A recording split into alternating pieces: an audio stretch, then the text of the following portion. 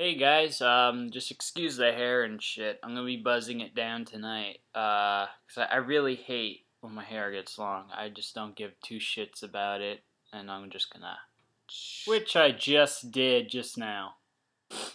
There's been a lot of people with comments that not bad against me or anything. These particular comments I want to clear up for people who write them to understand my take on exactly the entire yellow light of death situation with the PlayStation 3 gaming console. I have people who write comments like, I like this video. If you want instructions on how to fix yellow light of death for free and by yourself, I have the video on my page. It's in HD. Great. Nice. But that's defeating the entire point of my videos. The point of my videos is, this is something that Sony should be taking care of, not us. It should never have been up to us to grab a screwdriver, tear apart our PS3s, thus voiding any warranty if you even had one, and then the possibility of breaking your machine even further. I'm not for it. See, the way that people repair their PS3s with a heat gun, with trying to torch it and stuff, putting it in an oven, those are really bad ideas. They don't fix the problem the right way. What you really need to do is actually rip the CPU and GPU off the board and reball it. That's actually the proper way of doing it. However, the equipment needed to do that is pretty expensive. Plus, you need to have skills in order to do it correctly. Every time you pass a heat gun over it, what you're doing is you're creating, actually, as I said with the pins, you're actually creating like sinkholes, more or less, that the balls of solder are actually going lower and lower every time you reheat them up, to the point where they eventually just lose connection altogether. What could be even worse is if, let's say, you manage to melt the ball and have it connect with another ball, you could fuck up your entire PS3 completely to the point where you can never fix it. So that's why I'm not really for the fact of fixing it yourself. Now look, you guys may be saying, well, then you're a hypocrite because you fixed it yourself. Yes, I did what was necessary for a short while. But even then, I still believe that it should never be up to the consumer to have to worry about repairing their own PS3, especially when it's getting to the point where most can consider this a widespread issue.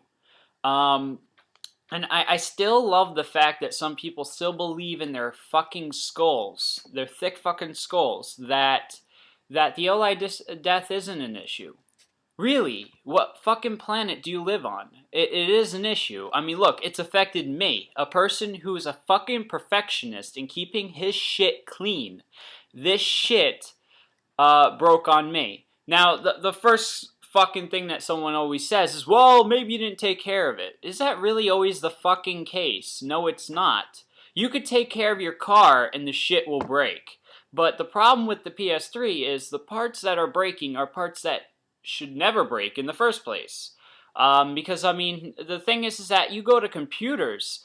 Actually, this is the funny thing that people don't understand. The problem that's occurring on the PlayStation 3 and Xbox 360 is known as solder joint cracks. That's when the little balls of solder form hairline cracks in them where electricity cannot no longer flow through them. This problem has been found in several laptops. With actually, HP had this problem. Dell had the problem. Apple even had the fucking problem too. And the funny thing about it, guys, if you look up, these products were all fucking recalled. Every single laptop or desktop card, whatever, that was found to have solder joint cracks due to heat and stress and everything were eventually recalled. Something that Sony won't fucking do, even if someone proves them to their face that it's their fucking fault. Now, why would people continuously give Sony money for this shit? They're not being responsible whatsoever about this. And if you ever call them, they always manage to say, well, we have the lowest failure rate. Really? How the fuck do they have the lowest failure rate when I'm staring at a Nintendo Wii right now, and that shit always works? I've never heard of a Nintendo Wii breaking. I mean, yeah, of course you'll find a video, oh shit, the disk drive doesn't work. Yeah, it's because some dumbass forced the fucking disk in there and broke the mechanism. But, I mean, I never really heard of any widespread issue with the Nintendo Wii. Never. I even searched for hours on end to see if there's a widespread issue. There's none whatsoever. So, and every single little independent report, which I don't really believe them, but every single one says that the Nintendo Wii has the lowest failure rate. So I don't know who the fuck Sony's comparing themselves to, but they are obviously wrong. Now, you have a bunch of other people, like I've spoken with Sony representatives, they're saying, well, we're being responsible. We stand by our 1-year warranty. Yeah, Sony, I applaud you. You stand by that 1-year fucking warranty to the fucking letter. And you know what they also do is they have that dumbass receipt policy that if, let's say, you happen to get a PlayStation 3 as a gift and the fucking thing dies within a year, they have the nerve to tell you, go to the person who bought you the PlayStation 3 and request that receipt, or we're going to have to charge you for the repair. Yeah, that's being very fucking responsible, Sony. You're the only fucking company that does this.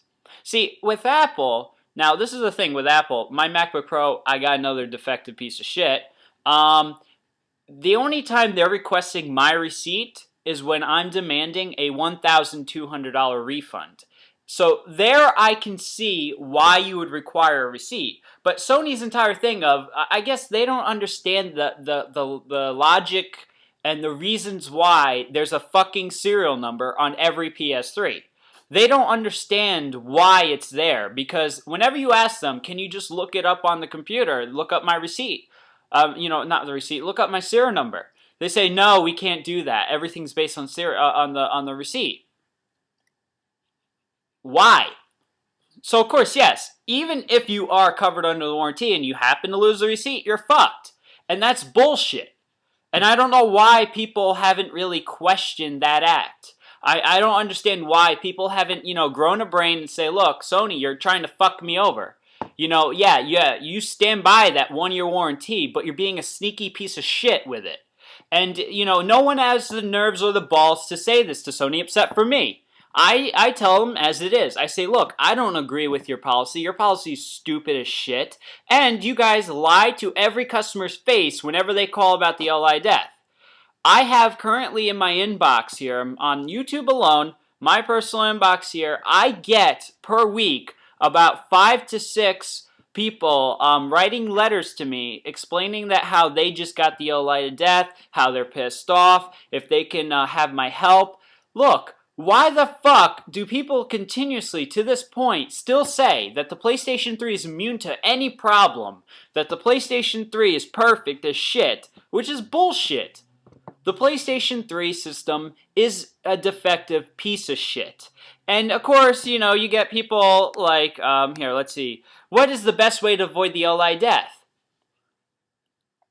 I mean, look, it's a defect from manufacturing. There is no perfect way to avoid it. You have dumbasses say, hey, put it in an air-conditioned room. Like, that really makes a difference.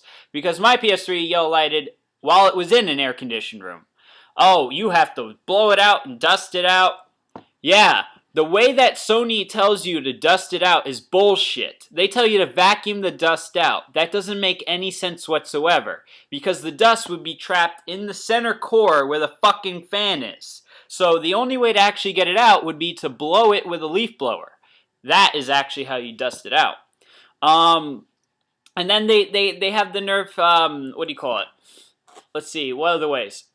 Someone says, oh yeah, you have to take it apart and repaste it. Why the fuck should that be the consumer's problem? Now look, yes, I understand that's what I do because I'm a technician. I fix computers. I fix gaming systems. So I see it as normal for me to do my own repairs. I consider a modification that I'm making to enhance the performance of the cooling system. But it's not something that you should have little boy Blue over there, who's 10 years old, says, hey, Mom, I need all these screwdrivers and I need thermal paste. I need to gut my machine and make sure that the machine lasts longer. No, that should never be the issue. That should never be the situation. Sony needs to get up off their ass and address the situation publicly. Now, they have said in the past, well, we have the lowest failure rate and all that bullshit. I can't see that. I cannot see this as being the lowest failure rate. Now, this is the thing. I think at this point, we should all stand together and call the motherfucking company. And, you know, I'm going to eventually make a video with a phone number or something. And I think we should just keep on continuously calling, complaining about the LI death, and denying the fee of repair. You do this over and over again, eventually Sony will get the fucking message that we're sick and tired of this bullshit, that we shouldn't be paying $180 for a repair that lasts only a few months, and, you know, this is it. We're done with this shit. Now, of course, everyone's saying, well, why are you always hating on Sony? Why are you always hating on the PS3? I'm hating on the stupid-ass politics that Sony loves to play. Because Sony doesn't give two shits about you or I, who has spent $600 on a gaming system that doesn't last more than a year. Okay? Like, the thing is that my little brother's Xbox 360, he hasn't had the Red Ring of Death in over 2 years. You know, he got the Red Ring of Death, like, I think a month after he got the machine, and then he hasn't had it since. But yet, I've encountered the fucking yellow light of death within a year of ownership. So this is the end of this video. We need to stand together. We need to stop this bullshit, because Sony won't do it alone. Sony won't grow a fucking brain and say, look, our customers are unhappy. We've gotten an unusual number of fucking calls about this issue. So we should stop fucking people over and start actually addressing the situation. But they won't do that until we call. If we call them and complain about the problem, they will probably get it through their thick skull and say, okay, fine, we need to take care of our customers. We need to stop being dickheads and stop wasting our money on fucking tester shows who no one gives two fucks about. They should take the money they invested in that fucking show and put it towards fixing people's PS3s for free. So that way they can enjoy the fucking show when it comes out, right? Take care, guys, and look out for future content.